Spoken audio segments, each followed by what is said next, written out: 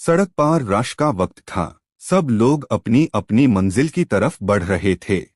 एक नौजवान फराज मोटरसाइकिल पार जा रहा था, मगर उसकी नजरें सड़क पर नहीं बल्कि मोबाइल स्क्रीन पार थी। वो किसी को मैसेज कर रहा था और सामने से एक ट्रक आ रहा था।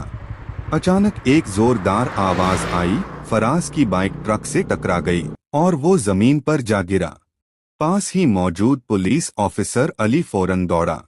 उसने ट्रैफिक रुकवाई, फराज को साइड पार किया और एम्बुलेंस बुलवाई। राहगीरों से भी मदद ली। हॉस्पिटल में अली ने फराज से नरमी से कहा, फोन जरूरी है मगर जिंदगी उससे कहीं ज्यादा कीमती है। फराज शर्मिंदा था, आंखों में आंसू, और वादा किया कि आइंदा कभी चलती बाइक पार फोन यूज नहीं करेगा।